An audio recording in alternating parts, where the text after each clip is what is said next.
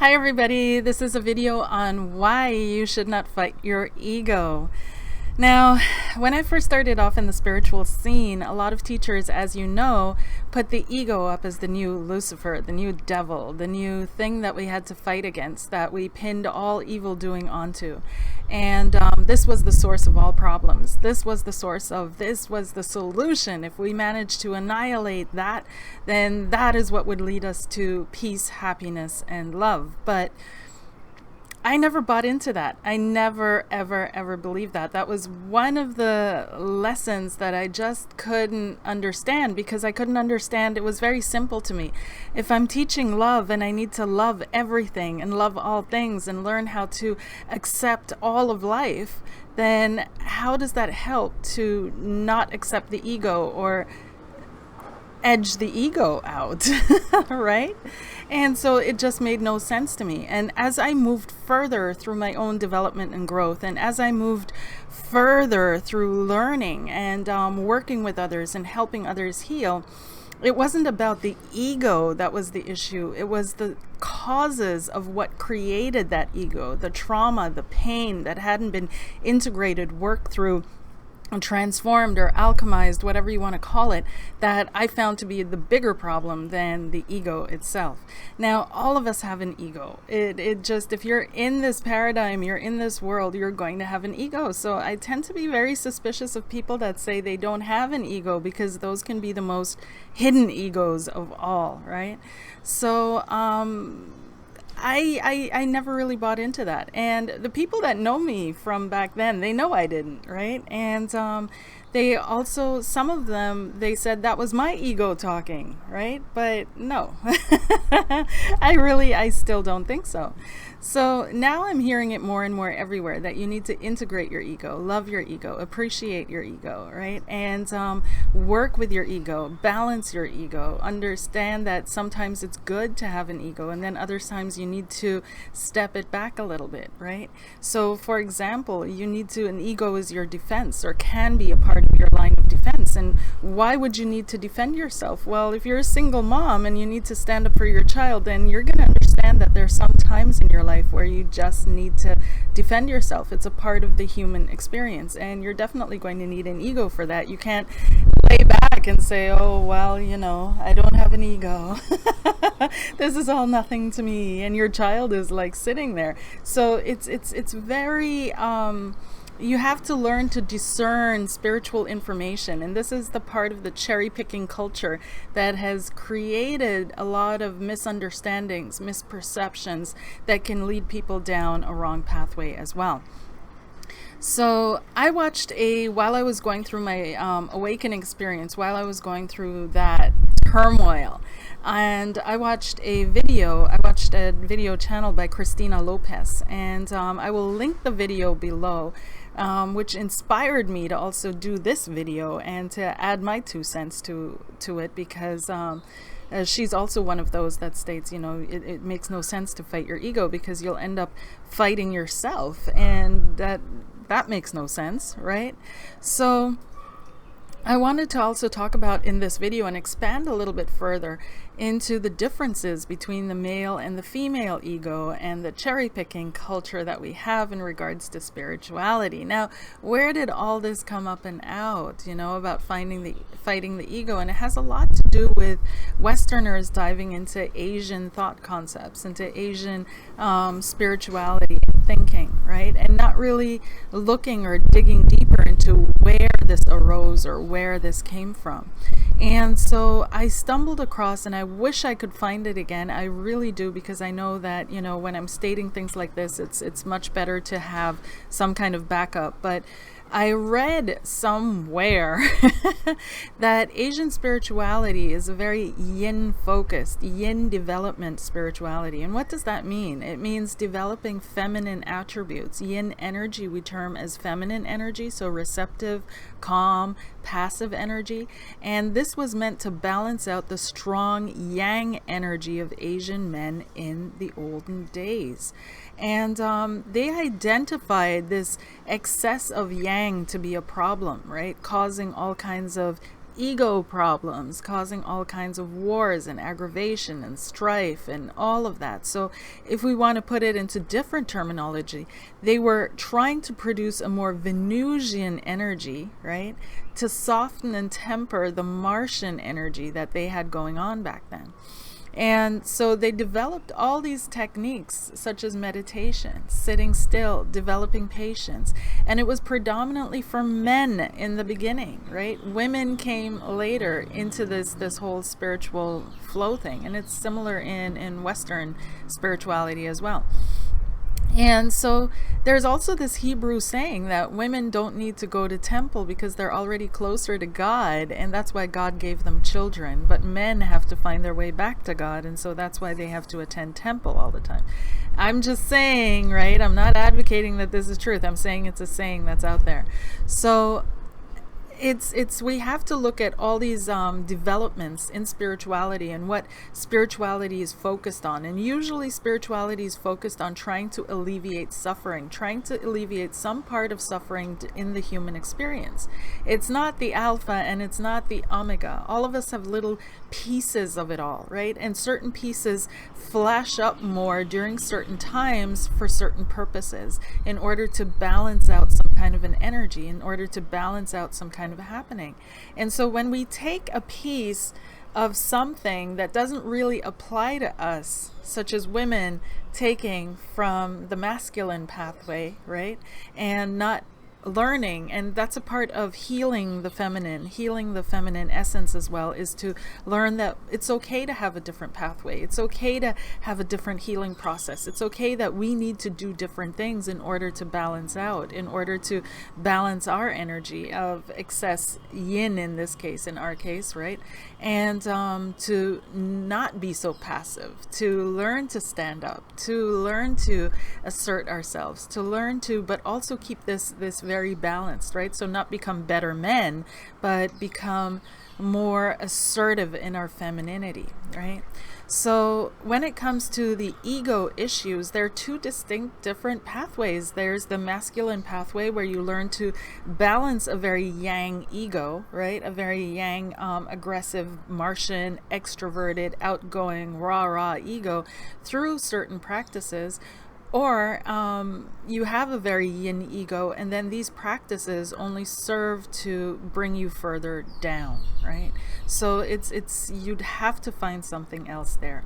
So the ego, I find, is not the enemy, to come back to the ego, which this video is about. It's the And there's no enemies at all, right? There are no enemies in that sense. It's recognizing and developing. This is where these yin exercises really come in handy, such as meditation and allowing things to flow through you, allowing your emotions to flow, becoming emotional, right? Tapping into your emotions. This is what all of these exercises helped masculine energies to do, which women do quite naturally, right? Or supposedly anyways. Nowadays it's a little different, but which yin energy, regardless of male or female, right, in physicality, but which yin energy pulled quite naturally do. So you have to have a look at that, right? And so when it comes to your ego and fighting your ego, especially during your spiritual awakening, it can make things more nightmarish for you, and it can make things way worse for you. Now, when I talked about the ego dissolution in the spiritual awakening video, what I should have explained, but it was already going on for too long, is that it was actually not your ego which was dissolving in that case, right? Because you do get another ego, which I did mention, but your ego personality or characteristics change because the reasons, the feelings, the emotion, the trauma that underlies the ego, that underlies the creation of the ego, these are now healed, right? So you then have a much different way of interacting with the world, of connecting with the world, of working with the world, right? And so Christina in her video also shared a moment when she was working with plant medicines and she saw when her ego was born, and that struck me because in my dissolution week and this medicine that I'd worked with, it was a different one to ayahuasca, was still coursing through my system, even though it had been a month prior. It took me that long to finally like start the process. I guess thank God, because right after it would have been too much. But I saw exactly that. And I saw exactly when my ego had been created. And I saw when I was 5 or 6 years old, and I'd been shipped from Germany to Canada. And that's the way it felt, because I flew all by myself, and I had to leave my mother, right? So my mother had moved to Germany, and for certain reasons she decided not to keep me there with her, and she made her decisions, which are arguably she's a Capricorn, so she was very practical about the decisions, not very emotional. And she did the best she could, right? She did the best she knew how. She did the best she could. And I'm perfectly okay with that.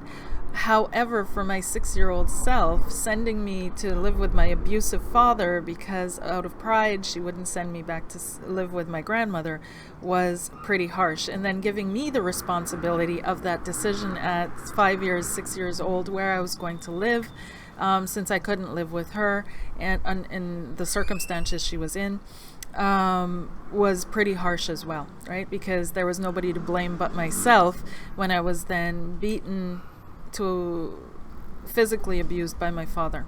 And to add, I worked things out with my father.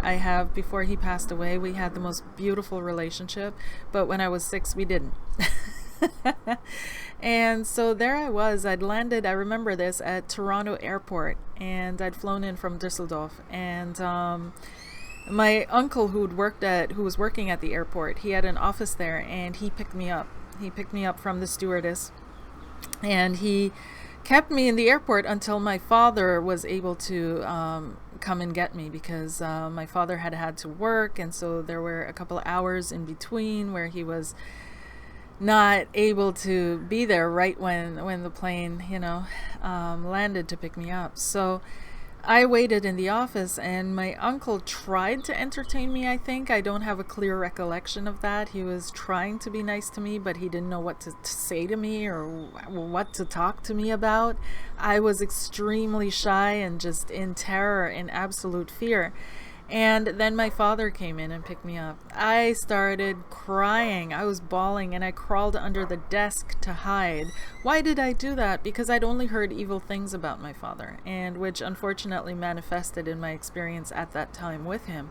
But up until then, I'd only heard my grandmother and my mother talk absolutely horribly about him, about all the horrible things he'd done to my mother. He was physically abusive with her as well.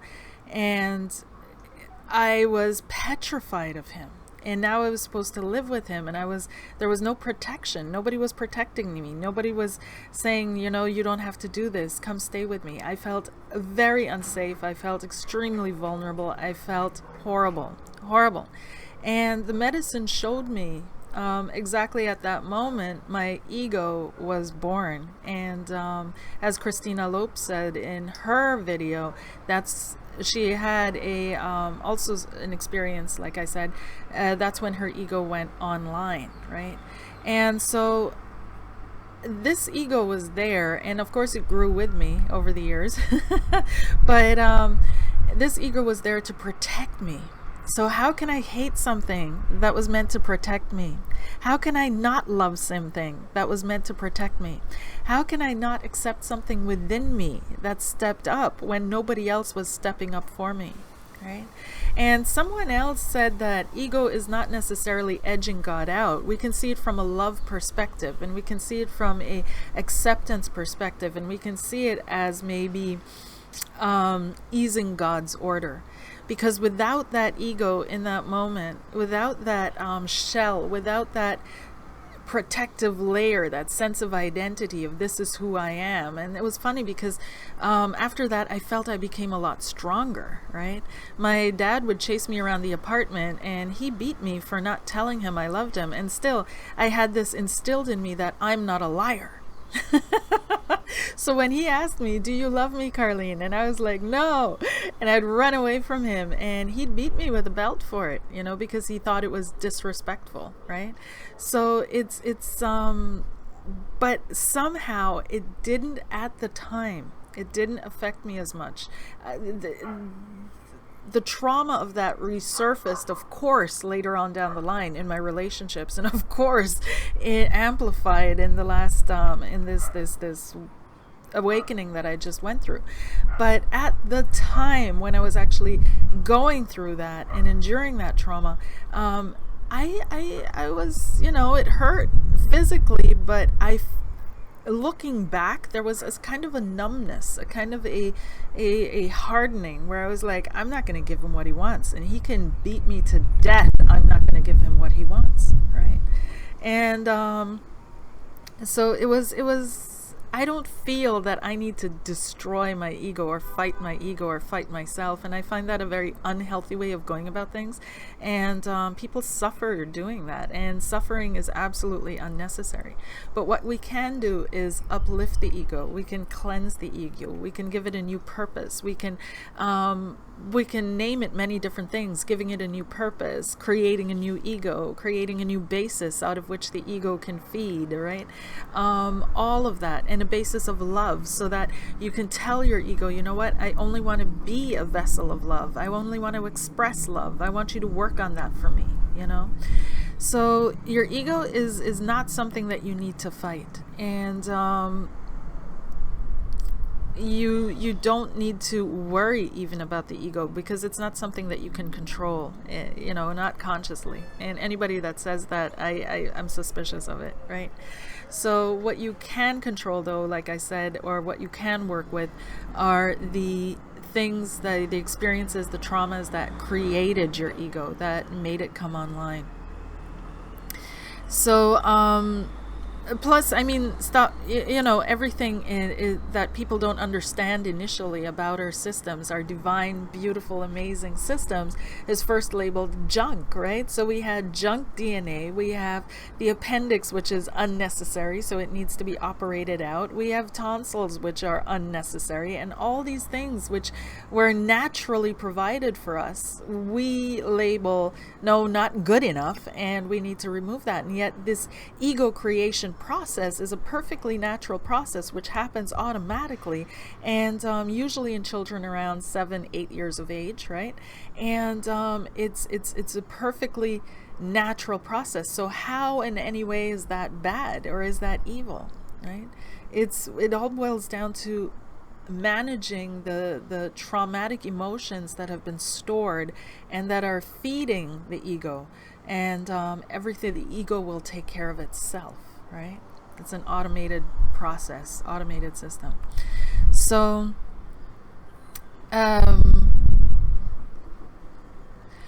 Christina also explains in her video, and like I said, I'm linking it below so you can go check that out, that you can get to so-called enlightenment, or whatever you want to term it. You can move back to God with your ego. You can move through your ego back to God, right? And why? Because it's a perfectly natural part of the human system, right? It's nothing that you have to fear or hide or run from, or that, it's and God will accept it, right? God will accept you as you are, and so you should accept yourself as you are. It's about time, don't you think? And just give your ego a hug and see how you feel, and see how it settles down, right? Give your ego lots of love and treat it like the child, that age when it was created at. Treat it like it's that age, because that's when it was created. So that's the kind of care and nurture and joys that it's looking for. And treat it like that, and see how far, how that changes your relationship with your own self. Accept it, love it, thank it for protecting you, thank it for taking care of you, thank you for doing the best it could. And when you go into meditation and you feel like, oh, oh my gosh, my ego is disturbing me. Or you feel triggered by someone or something and you're blaming your ego again. Don't blame your ego, right? Just say to your ego, you know what, I love you. I'm going to wrap you in a pink fuzzy blanket full of love. And here's a bottle of love. And you go sit in that corner and leave me be. And we used to practice that, right? In psychic and spiritual development groups that I attended, right? It was really wrapping your ego in love and letting it sit aside so that you can be a clear channel for a clear message. But it wasn't about hating your ego, right? And when it comes to triggers, it's most of the time we push it on the ego because we don't want to feel what we're feeling. We don't want to have this emotion because it doesn't feel good, right? But healing your triggers and healing your traumas and healing your hurts, it has all to do with allowing the emotions to run through your system, right? To leave your system because you're finally acknowledging it, you're finally feeling it, you're allowing these feelings to occur and to happen. And that way they can do what they need to do: cleanse, purge, transform, shift, alchemize. They can open you up to a deeper understanding and new insights, right? And they can release the trauma out of your system. They can help you develop just a different way of dealing with things, right? So never be afraid of your emotions, right? And don't be afraid of fear. I'm going to be working on videos, like I said, to put up to help you through this, but don't be afraid of releasing those emotions, of allowing the emotions to run their course, and to really take a moment to breathe in. I accept this emotion, I accept this feeling, and breathe out. I let this feeling and I let this emotion go. And if you do that because let's say you're triggered at work, or you're triggered, in a space where you can't take now half an hour and just lie down and do a meditation where you allow it to run through your body, this way of quickly doing it will work as well in that moment, in that instance. You can try it right now. If you're feeling any kind of emotion, just breathe in and accept it and say, I accept this emotion, I accept this feeling, I allow it to be, and breathe out. I release it, I let it go. Your ego needs to be balanced, just as any other part of you, right? So it's not always great to get your ego involved in everything in your life, obviously, but it's not your enemy, right? It's definitely not your enemy. It's there to support you, protect you, keep you safe, and make you able to do what it is that you need to do in this world, right? And it's something that is perfectly natural. It's like a flower fighting against being pink and green, right? I hate my ego. I hate what defines me. I hate what sets me apart. that it makes no sense, right? It's not. This is who you are, what you developed as, and it's okay, right? You are not your ego. Don't misunderstand me on that. But the ego helps express the energy that you are into the world around you. So when you shift that to love, then you're going to have a loving ego, and it's just everything's going to be peachy cool, right? So bring that into balance, and namaste. Take care. Bye. And please check the links in the description box below. And if you feel like connecting with me or getting a reading or a session, we can have a look at what's coming up for you, or maybe clear some things that have been going on for you, that you may need some clarity about. I am more than willing and excited to meet you. Take care. Bye.